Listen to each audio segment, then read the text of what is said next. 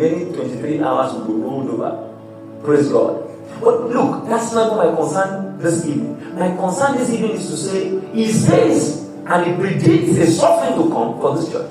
But he says that it's a finite arrangement.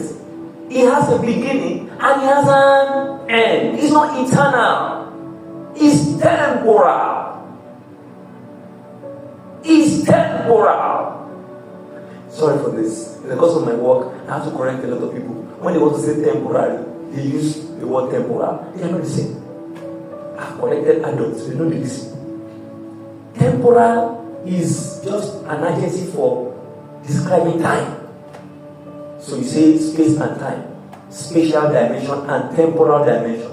This suffering has a temporal dimension. It has a time layer. It is measurable in time. And time is different from eternity. It's an eternity where there is no calibration of time. On the temporal side of things have an end. So he's saying the suffering is just going to be for a while. That was Peter said, when after you have suffered a little while, then he will establish you. You may become established. So I'm saying this to believers to understand that when we have to go through difficult moments, he has a time boundary. Glory be to Jesus. As vast as Nigeria is, as big as Nigeria is, if you keep walking and walking and walking, you walk to a point where you will get to the end of the boundaries of Nigeria and you will stray into another nation. You will stray to a place where when you speak English, nobody will answer you. Meaning that Nigeria has an end as vast as it is.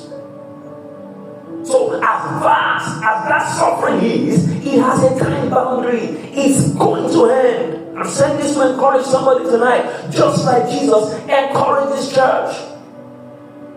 Just as Jesus encouraged the people of Smyrna. Glory be to Jesus. The outcome is not defeat. The outcome is reward. It ends with the reward. It ends with the commendation. It ends with victory.